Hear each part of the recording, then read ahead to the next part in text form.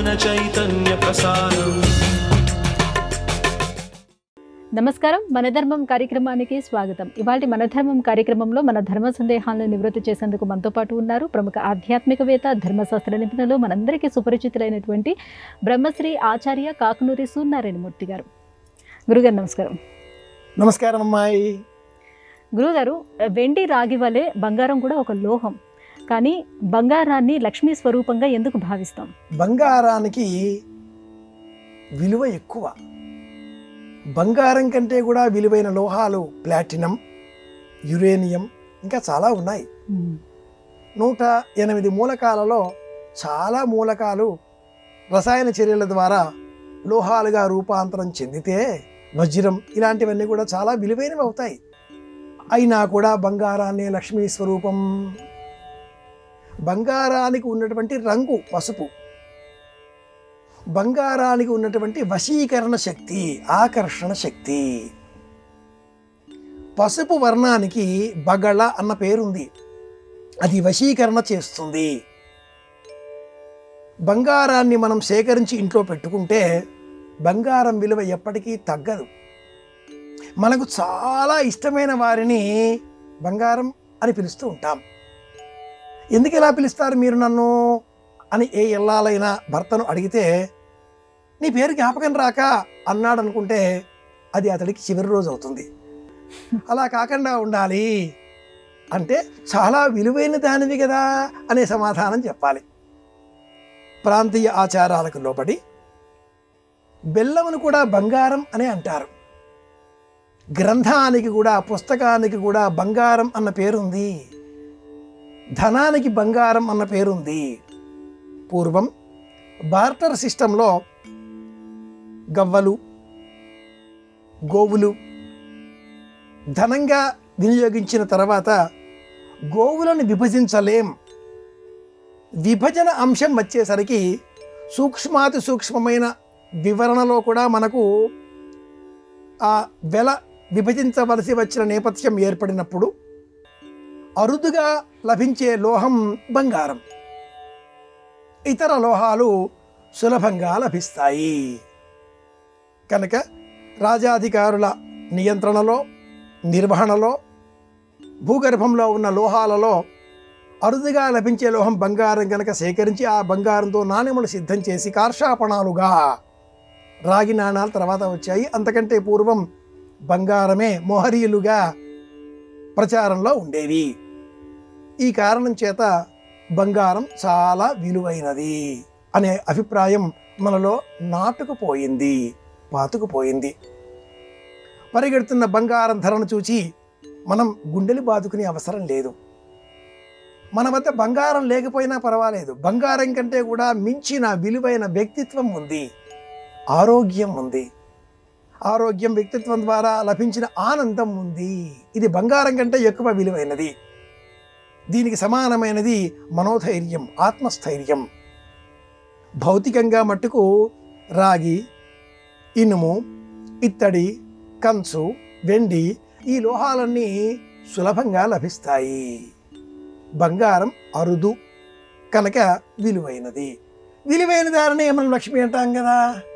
సంతాన లక్ష్మి, ధాన్యలక్ష్మి, ధైర్యలక్ష్మి, శౌర్యలక్ష్మి ఎలాగో ఈ బంగారాన్ని కూడా సంపద రూపంలో, అందుకే మనవారు ధనము అన్నారు. శ్రీ సూక్తం చెప్పే సమయంలో ధనమగ్నిర్ధనం వాయుర్ధనం సూర్యో ధనం వసో ధనమింద్ర బృహస్పతి వరుణం ధనమశ్నుతే. శ్రీ సూక్తం రోజు వింటే ఇంట్లో బంగారపు నిల్వలు పెరుగుతాయిట. ఎవరో చెప్తారు, ఎవరో చేస్తుంటారు, అవన్నీ కూడా నమ్మకండి. శాస్త్ర ప్రమాణాన్ని అనుసరించి ధనము అంటే గాలి, సంపద, లక్ష్మి. గాలి పీల్చుకోగలుగుతున్నాం, వదలగలుగుతున్నాం ఉచితంగా, ఎవరికి డబ్బులు కట్టక్కర్లేదు. ఆరోగ్యం. ధనం అగ్ని, శరీరంలో ఒక వేడి, 98.8 degrees టెంపరేచర్. శరీరం ఆరోగ్యంగా ఉంది, అది పెరిగినా తగ్గినా అనారోగ్యం. లక్ష్మి లేదు, ఆరోగ్యంగా ఉన్నాం, లక్ష్మి అనుగ్రహం. ధనమింద్రో, బల ప్రసారం చేయగలుగుతున్నాం, బలాన్ని మనం ప్రదర్శించగలుగుతున్నాం. అలా నీరు, గాలి, ఎండ, భూమి ఇవన్నీ సమానంగా మనం స్వీకరించగలిగిన స్థాయిలో మనం ఉన్నామంటే సంతోషం, ఆరోగ్యం, ఐశ్వర్యం, ఇదే ఆనందం. కాబట్టే బంగారాన్ని లక్ష్మీప్రదం అన్నారు. గురుగారికి మరో సందేహం. తలదువ్వుకోవడం కోసం మనం దువ్వెనను వినియోగిస్తాం, కానీ ఆ దువ్వెనను చిన్నారి శిశువులకి వినియోగించరాదు అని చెప్తారు. మరి ఏ వయసు నుంచి శిశువులకి దువ్వెనను వినియోగించవచ్చు? చిన్నారి శిశువులకు సంబంధించి అనేక సంస్కారాలు మనకున్నాయి. జాతకర్మ, నామకరణ, అన్నప్రాశన, చూడాకరణం ఇవి చేస్తూ ఉంటాం. వీటితో పాటుగా మరి ఒక 2 సంస్కారాలు కూడా ఉన్నాయి. ఒకటి ఇంటిలో నుంచి బయటకు తీసుకువెళ్ళడం, గృహంలో నుంచి వెలుపలికి తీసుకువెళ్ళడం. సూర్యకాంతి సోకే విధంగా ఆ శిశువును ఇంటిలో నుంచి వెలుపలికి తీసుకువెళ్ళే ముహూర్తం కూడా చూడాలి, తిథివారం కూడా చూడాలి. లేకపోతే అదే పనిగా వాడికి యాక్సిడెంట్లు అవుతూ ఉంటాయి, దెబ్బలు తాగుతూ ఉంటాయి.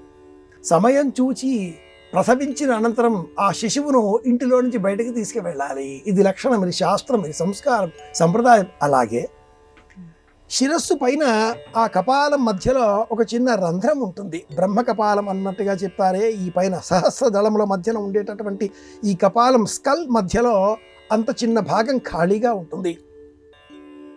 చిన్నారి శిశువు, ఇన్ఫాంట్ అంటాం మనం. ఆ శిశువుకు మనం గమనించవచ్చు. తల్లి, అమ్మ, నానమ్మ ఎవరైనా కూడా శిశువుకు నెత్తికి తైలం అలదే సమయంలో ఇలా కింది నుంచి పైకి తీసుకెళ్తారు. మాడు పైకి, మధ్యలోనికి. తైలం పైన రాచి కిందికి తీసుకురారు. కింది నుంచి పైకి, కింది నుంచి పైకి. చర్మం సాగే లక్షణం కలిగి ఉంటుంది కాబట్టి చిన్ననాడు పొరపాటుగా ఆ సేవ చేసేటటువంటి వారు పైనుంచి కిందికి చర్మాన్ని నూనెతో అలదినట్లయితే వృద్ధ రూపం వస్తుంది. దిగువ నుంచి పైకి తీసుకువెళితే చర్మం సాగే లక్షణాన్ని నియంత్రించుకొని యవ్వనంగా కనిపిస్తారు. ఈ మధ్యలో ఒక చిన్న రంధ్రం ఉంటుంది. అందుకే ఆ శిశువులను తల్లి, నానమ్మ, దాయ చూచేవారు తప్ప ఎవరికీ ఇతరులకు ఇవ్వకూడదు. అలాంటి ఆ శిశువు శిరస్సు పైన కేశ సంస్కారం చేయడం కోసం దువ్వెనని వినియోగించాలి. దువ్వెనకు సంబంధించిన వృత్తాంతం ఎవరు కనుక్కున్నారు, ఎవరు ముందుగా వాడారు అనే అంశాలను విష్ణు ధర్మోత్తర పురాణం తెలియజేస్తుంది. చేతి వేళ్లతో ఇలా ఉండే దువ్వుకునే లక్షణం కాస్త గంధపు చెక్కలతో, తదుపరి ఏనుగు దంతపు దువ్వెనతో ఇలా మారుతూ క్రమేణా నేటి కాలానికి ప్లాస్టిక్ ప్రపంచంలోనికి వచ్చేసాం. కేశ సంస్కారం చెయ్యాలి, దువ్వుకోవాలి. ఈ దువ్వెన చేతి వేళ్ళు కాకుండా సాధనగా మారినప్పుడు శిశువుకు ఈ స్కల్ కపాలం మృదువుగా ఉంటుంది కనుక 5వ నెల దాటి 6వ నెల వచ్చేంత వరకు శిరస్సు పైన దువ్వెన పెట్టకూడదు. అలా పెడితే ఆ వెంట్రుకలన్నీ కూడా ముద్దలు కట్టిపోయి ఏదో మొక్కుబడి ఉందేమో అంటూ ఉంటారు. సంప్రదాయాలు, శాస్త్రాలు వైజ్ఞానికంగా ఉంటాయి. వైజ్ఞానికంగా లేకపోతేనే నమ్మకం మూఢనమ్మకంగా మారుతుంది. రెండూ మనమే చెప్పేది. నమ్మకంగా ఉండాలి, మూఢనమ్మకంగా మారకూడదు. దువ్వెన పెడితే అలా ముడిపడుతుంది, పెట్టకూడదు. 6వ నెల వచ్చే వరకు శిశువు శిరస్సు పైన దువ్వెన పెట్టకూడదు. ఆ తర్వాత వేళ్లతో దువ్వకూడదు, దువ్వెనతోటే దువ్వాలి. ఇది లక్షణం. గురుగారు, పాండవులు అరణ్యవాసంలో కన్నా అజ్ఞాతవాసంలోనే ఎక్కువ కష్టాలు అనుభవించవలసి వచ్చింది అని చెప్తారు. ఇది నిజమేనా? నిజమే తల్లి. తెలిసిన చోట ఎంతైనా ఏదైనా మనం చేయవచ్చు. తెలియని చోట చేయడం చాలా కష్టం. అరణ్యవాసంలో పాండవులు తమ బలపరాక్రమాలను పెంచుకోవడం కోసం అర్జునుడు తపస్సు చేశాడు, పాశుపతాస్త్రం పొందాడు. ధర్మరాజు యక్ష ప్రశ్నలకు సమాధానాలు ఇచ్చి తన భ్రాతృధర్మాన్ని, రాజరిక లక్షణాన్ని, అజాతశత్రువు అన్న కీర్తిని సంపాదించుకున్నాడు. భీముడు సైతం సౌగంధికా పుష్పాన్ని సముపార్జించి ఆంజనేయుడి దర్శనం చేసి తన బలపరాక్రమాలను లోకానికి చాటి చెప్పాడు. నకుల సహదేవులు కూడా యథోచిత రీతిన వారి బలపరాక్రమాలను ప్రదర్శించి వారు మరింత కీర్తిని పొంది ఉన్నారు. అలాగే ఈ అరణ్యవాస కాలంలో వారి వెంట వారి పురోహితుడు ఉన్నారు. ధౌమ్యుడు వెంట ఉండగా కృష్ణప్రసాదితమైన ఆలోచనలతో సూర్యునికై స్తోత్రం చేసి సూర్యుడు అందించిన అక్షయపాత్ర చేతిలో ఉంటే ద్రౌపదీదేవి తమను అనుసరించి వచ్చేటటువంటి వందలాది మంది భక్తులకు, బంధువులకు, ఆత్మీయులకు అందరికీ అనేక పదార్థములతో వడ్డించి భోజనాదికాదులు అందిస్తూ ఘోషయాత్రలో ఇలాగా కామ్యకవనంలో మరికొంతకాలం సంతోషంగానే గడిపారు ఈ పాండవులు. కానీ అజ్ఞాతవాసం అనేసరికి కంకుభట్టు, బృహన్నల, వలలుడు, దామగ్రంథి, తంత్రీపాలుడు, సహదేవ నకులులు ఇలాంటి పేర్లతో వారు వ్యవహరించవలసి వచ్చింది. నిజానికి వారు పెట్టుకున్న పేర్లు జయుడు, విజయుడు, ఇలా 5 పేర్లు జయనామంతో వచ్చేటివే. కానీ తెలిసి కూడా ఒకరిని ఒకరు పలకరించుకోకూడదు. ద్రౌపదికి నిండు సభలో కీచకుడి పేరు గల సింహబలుడు అవమానం చేస్తూ ఉంటే అందరూ చూస్తూ నిశ్శబ్దంగా ఉండవలసి వచ్చింది. అలాగే పాంచాల దేశ మహారాజు తన కుమారుడి కన్నా బృహన్నలను ఎక్కువగా కీర్తించేటటువంటి ధర్మరాజును చూసి ఆగ్రహంతో చేతిలో ఉండే పాచికలు విసరి కొడితే ధర్మరాజు రక్తం నేల పడితే ద్రౌపది ఆ వస్త్రం పరచి నేలన పడకుండా చూచి ఈ వస్త్రం తడిసినా పర్వాలేదు కానీ ఈ మహానుభావుడి రక్త బిందువులు నేలపైన పడితే అంతకాలం ఇక్కడ వర్షాలు కురవవు అనే సత్యాన్ని చెబితే అక్కడే ఉన్న భీముడు కానీ నకుల సహదేవుడు కానీ తమ ఆగ్రహాన్ని ప్రదర్శించకుండా నియంత్రించుకోవలసి వచ్చింది. కన్నులలో కన్నును కూడా కలిపి చూడకుండా ఎవరికి వారు అపరిచితులుగా వ్యవహరించవలసి వచ్చింది. ఇంతకంటే నరకం కష్టం ఇంకేదైనా ఉంటుందా? కనుక అజ్ఞాతవాసం పాండవులకు చాలా కష్టాలు కలిగించింది. ఈ కాలంలో వారు తమ శక్తియుక్తులను పెంచుకునే ప్రయత్నాలేమీ చేయలేదు, కాలం గడిపారు. అరణ్యమాస కాలంలో శక్తియుక్తులను పెంచుకునే విధంగా ఆ కాలాన్ని సద్వినియోగపరుచుకున్నారు. ఇది విషయం. గురువుగారు, ఒక ఇంటికి ఒక వంటగదే ఉండాలి, 2 వంటగదులు ఉండకూడదు అనే వాస్తు నియమం ఏమైనా ఉందా? ఇది ధర్మశాస్త్ర నియమం కూడా. ఎందుకని అంటే వంట ఇల్లు ఇల్లాలికి ప్రతీక. ఒక ఇల్లాలు, ఓ వంటగది. కుమారుడికి వివాహం చేసిన అనంతరం కుమారుడు కోడలు తమ ఇంట్లోనే కాకుండా వారికి వేరే ఇల్లు ఏర్పాటు చేయాలి. వివాహం అనంతరం ఆ వరుడు తన ధర్మపత్ని వెంటబెట్టుకొని స్థాళీపాక హోమం ఉద్దేశ్యం ఇదే. వివాహంలో అనేకులు బహుమానాలు ఇస్తూ ఉంటారు. ఒకనాటి కాలంలో బడీ బాసాన్ అన్న పేరిట స్టవ్వు, అలమేరా, చెంబులు, గిన్నెలు అన్నీ ఇచ్చేటటువంటి వారు. శయ్య పరుపుతో సహా, పానుపుతో సహా, మంచంతో సహా, వాహనంతో సహా ఈనాడు కూడా మనం చూస్తూ ఉన్నాం. ఇవన్నీ ఇచ్చే ఉద్దేశ్యం ఏమిటి అంటే ఆ దంపతులు తమ కాపురాన్ని విడిగా ప్రారంభించాలి, తమ వంటగది తాము ఏర్పాటు చేసుకోవాలి.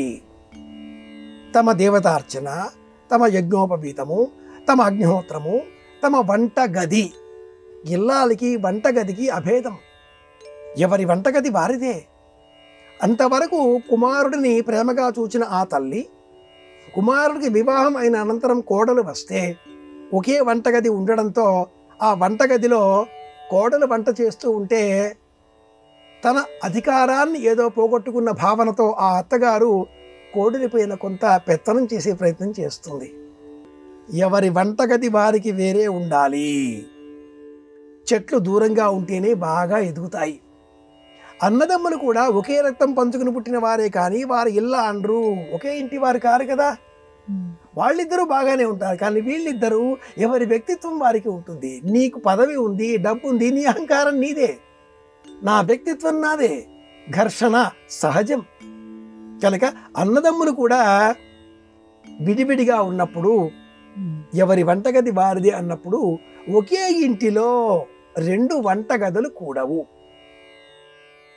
ఎవరి వంటగది వారిది కాగానే ఎవరి శయనగృహం, అతిథి గృహం, ఎవరి బంధువులు వారికి అన్నట్లుగా దూరంగా ఉండాలి. ఒక నీతి శ్లోకం చెబుతాను ఇక్కడ. దూరస్థోపి సమీపస్థః యో యస్య హృది వర్తతే, యో యస్య హృదయే నాస్తి సమీపస్థోపి దూరగః. ఇది నీతి శ్లోకం. అర్థం ఏమిటి అంటే, దూరంగా ఉన్నప్పటికీ వారి మనస్సులో ఉంటే సమీపంలో ఉన్నట్టే. పొరపాటుగానైనా వారి పేరు మనం అంటాం, వారి కలలో కూడా వస్తారు, వారి జ్ఞాపకం వస్తే సంతోషం వేస్తుంది. దూరంగా ఉన్నా పక్కన ఉన్నట్టే, ఎందుకంటే వారి మనసులో ఉన్నారు. అలా కాకుండా మనసులో లేకపోతే, కోపం ఉంటే, ఔదాసీన్యం ఉంటే, వారు పక్కనే ఉన్నా కూడా వారి పేరే మర్చిపోతూ ఉంటాం. దగ్గరగా ఉన్నా దూరంగా ఉన్నట్టే. యో యస్య హృదయే నాస్తి, హృదయంలో లేకపోతే, సమీపస్థ పక్కలో ఉన్నప్పటికీ దూరం ఉన్నట్టే. ఈ నీతి చెప్పడం కోసమే ఒక ఇంటిలో 2 పొయ్యిలు కూడవు అన్నారు. వంట ఇల్లు ఇల్లాలికి ప్రతీక. ఇది ధర్మశాస్త్రం. గురుగారు, తైలాభ్యంగనం అనేది మన పండుగలలో ప్రత్యేకమైనటువంటి అంశం. అయితే నేటి కాలంలో స్నానం ఆచరించిన తర్వాత శరీరానికి నూనెను పడుతున్నారు. ఇలా చేయొచ్చు అంటారా? చేయకూడదు. ఎలా వచ్చింది ఈ కాలం అంటే నాయన, ఒకనాటి కాలంలో ఏవి ప్రమాణములో ఈనాటి కాలానికి అవి అప్రమాణాలు అయిపోతున్నాయి. ఏవి చేయకూడదో అవి ఇప్పుడు చేస్తున్నారు. భోజనం చేసిన తర్వాత నీరు త్రాగకూడదు, ఇది ప్రమాణం. కానీ ఇప్పుడు బాగా నీరు త్రాగాలి అని చెప్తారు. అలాగే ఆధునికంగా చెప్పే వైజ్ఞానిక పరమైనటువంటి కోణాలు కూడా మనిషికి ఒకటి చొప్పున వందలాది వేలాది వస్తూనే ఉన్నాయి. ఈనాడు కాఫీ తాగడం మంచిది అని చెప్పేవారు రేపు కాఫీలో కెఫ్టీరియా ఉంటుందో లేకపోతే ఇంకే కెఫెన్ అనే పదార్థం ఉంటుందో, దానివల్ల మత్తు వస్తుంది, రోగం వస్తుంది, తాగొద్దు అంటారు. కొద్ది రోజులు అయ్యాక మళ్ళీ కాఫీ టీలు మంచివి అని చెప్తారు, ఉత్తేజితం కలిగిస్తాయి అంటారు. నిలకడలేని ఈ ఆధునిక శాస్త్ర నిరూపణల కంటే ప్రాచీనమైనవి చాలా పరమాద్భుతమైనవి అయి ఉన్నాయి. ఈ నేపథ్యంలో శరీరానికి స్వేద గ్రంథులకు ఆరోగ్యాన్ని అనుగ్రహించేటటువంటి శక్తి ఉంది కనుక ఈ చర్మ గ్రంథులు మూసుకుపోకుండా తెరుచుకొని ఉండాలి. వీటిల్లో మైల, మకిలి, మట్టి, దుమ్ము చేరుతుంది. తొలగించాలి అంటే ముందుగా నూనె అలదినట్లయితే ఆ నూనె కారణంగా ఆ పట్టుకున్న మట్టి కాస్త కరుగుతుంది. ఆ పైన శనగపిండి, బియ్యం పిండి, వట్టివేళ్ళు, గంధకచూరాలు అంటూ ఆయుర్వేదంలో దొరుకుతాయి. చిన్న చిన్నగా చింతగింజల వలె తెల్లగా ఉంటాయి. వాటి పేర్లు గంధకచూరాలు. వట్టివేళ్ళు, గంధకచూరాలు, శనగలు, బియ్యం, వీటిని మిక్సీలో వేసుకుని పౌడర్ చేసుకుంటే లభించేదే సున్నిపిండి, సువాసనల పిండి. ఈ పిండితో శరీరానికి నూనె పట్టించిన అనంతరం బాగా ఇలా రాచి అనంతరం తీసివేస్తే నల్లగా ఆ మకిలి, మట్టి అంతా కూడా పోతుంది. ఇలా స్నానం చేసిన అనంతరం చర్మం శుభ్రపడడంతో శ్వేత గ్రంథులు తెరుచుకొని చెమట వచ్చేస్తుంది. స్నానం చేసిన వెంటనే చెమట వచ్చేసింది, చెమట వాసన అని చెప్పేసి ఆ వెంటనే సుగంధ ద్రవ్యాలతో ఉన్న నూనెను అలదుకుంటూ ఉంటారు. మళ్ళీ ఆ గ్రంథాలన్నీ కూడా మూసుకుపోతాయి. సుగంధం వాసన రావలసినటువంటి చెమట దుర్గంధం ఎందుకు వేస్తున్నది? తినే ఆహారం వల్ల. తిన్న ఆహారం లోన విష పదార్థంగా చెడుగా పరిణామం చెంది లోన ఉన్న నీటితో సమ్మిళితమై బహిర్గతం బయటికి రావడానికి చేసే ప్రయత్నాలలో నవ విధాలుగా దేహంలో ఉండే మురికి బయటకు వస్తూ ఉంటుంది. మనమేదో 1-2 అనుకుంటాం కానీ ఇంకా చాలా ఉన్నాయి. ముక్కుల్లోంచి వచ్చేది కానీ, చెవుల్లోంచి వచ్చేది కానీ, కంటి చివరలో వచ్చే నుసి కానీ, నాభిలోంచి వచ్చే మసి కానీ, దేహంలో అగ్రేసరమైనది శరీరం అంతా కూడా వచ్చేది చెమట. ఈ చెమట సహజమైన ఆహారం తీసుకుంటే సుగంధభరితమై ఉంటుంది. దుష్ట ఆహారం తింటేనే దుర్గంధభరితం అవుతుంది. సంప్రదాయం తెలియక స్నానం చేసిన అనంతరం చెమట పట్టేస్తుందేమో అన్నట్లుగా రసాయనాలు మిళితం చేసిన తైలాలను అలదుకుంటే తాత్కాలికంగా మెరిసిపోతామేమో కానీ దీర్ఘకాలికంగా దేహంలో ఉండే వెలుతురు కోల్పోతాం, సహజమైన కాంతి లోపిస్తుంది, అనారోగ్యం వస్తుంది. అలా అలదుకోకూడదు. స్నానం చేసిన తర్వాత దేహానికి నూనె రాచుకోకూడదు. ఇది విషయం. గురుగారు, వంటగదిలో అన్నపూర్ణాదేవి, బెడ్రూమ్లో రాధాకృష్ణుల చిత్రపటం, అలాగే డ్రాయింగ్ రూమ్లో సీతారాముల చిత్రపటం, ఇక చిల్డ్రన్ బెడ్రూమ్ వరకు వచ్చేటప్పటికల్లా దక్షిణామూర్తి చిత్రపటాలు, ఇవన్నీ పెట్టడంలో అంతరార్థం ఏంటి? ఏ గదిలోకి వెళ్ళినా దైవ దర్శనం అవుతుంది. ఇది లక్ష్యం. అంతటా ఉండే సర్వాంతర్యామిని పరమాత్మను అంతర్ముఖంగా లోన గమనించే ప్రయత్నం చేయాలి. అంతర్ముఖీనత్వం పొందినట్లయితేనే అంతరాత్మ అంతర్యామి రూపాన్ని మనకు ఆవిష్కరిస్తుంది. కానీ ఇది అంత సులభ సాధ్యమైన విషయం కాదు. అంతర్ముఖీనత్వం అనడం చాలా సులభం. కన్నులు మూసుకొని కాసేపు మెలకుగా ఉండడమే కష్టం. ఊరికే అలా కన్నులు మూసుకోండి అని ఎవరినైనా చెప్పి చూస్తే విన్న వ్యక్తులు 6 నిమిషం కూడా కన్నులు మూసుకొని ఉండలేరు. వెంటనే కళ్ళు తెరుస్తారు. ఒక్క 5 నిమిషాల సేపు కన్నులు మూసుకోగలరా అని ఎవరినైనా అడిగితే కన్నులు మూసుకున్న 1/2 నిమిషంలోనే తెరిచి ఎందుకు అంటారు. నేను చెబుతున్నా కదా వినండి, ప్రశ్నే లేదు అక్కడ. నిమిషం సేపు మూసుకుంటే 2 నిమిషాలైతే చాలా సమయం గడిచిపోయింది ఎందుగా కన్నులు తెరిచి అబ్బా అంటారు. కానీ 1 నిమిషం కన్నులు మూసుకున్నా ఎంతో శక్తి వచ్చి చేరుతుంది.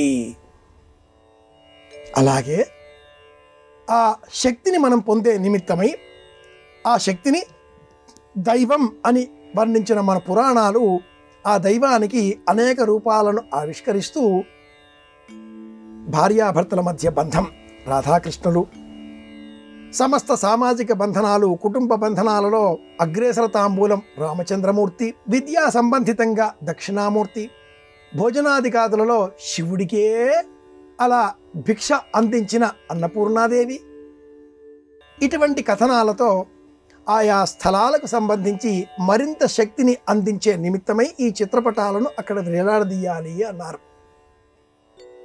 భోజనశాలలోకి వెళ్ళగానే డైనింగ్ రూమ్ అంటామేమో, కిచెన్ అంటామేమో అన్నా కూడా అన్నపూర్ణాదేవి చిత్రపటాన్ని చూడగానే అన్నపూర్ణే సదాపూర్ణే శంకర ప్రాణవల్లభే మాతా చ పార్వతీదేవి శ్లోకాలు వస్తే చెబుతాం. కానీ ఆవిడ చేతిలో ఉండే గంటె, పరమేశ్వరుడి చేతిలో ఉండే పాత్ర మనలో ఒక పవిత్ర భావాన్ని సృష్టిస్తాయి.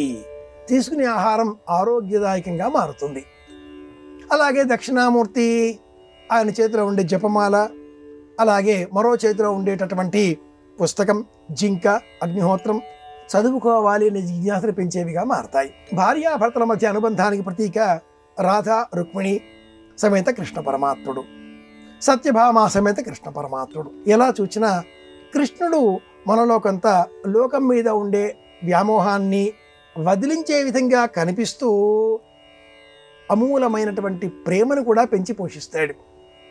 ప్రపంచాన్ని ప్రేమించడం ప్రారంభం చేస్తే అలాంటి వారిలో ఎవరి మీద ఆగ్రహం ఉండదు. కోపం రానిది వరకు ఇల్లాలకి భర్త మీద కోపం వస్తుంది, పిల్లల మీద కోపం వస్తుంది, అత్తామామల మీద, బంధువుల మీద, అక్క చెల్లెల మీద, తోడికోడళ్ళ మీద కోపం రానిది ఎవరికి? అందరి మీద కోపం వస్తుంది. అలాంటి వారు కృష్ణుడిని ప్రేమించడం ఇష్టపడితే కోపం పోగొట్టుకుంటారు, నవ్వేస్తారు. వేదాంత భావనతో కొంత దుఃఖం కలిగినప్పటికీ మళ్ళీ తమకు తామే సంభాళించుకొని నవ్వేస్తూ జీవితం గడిపేస్తారు. నవ్వులాట కాకుండా చూసుకోగలుగుతారు. కృష్ణ భక్తి ఉన్న వాళ్ళలోనే జీవితం నవ్వులాట కాకుండా ఉండగలగడం మనం గమనించవచ్చు.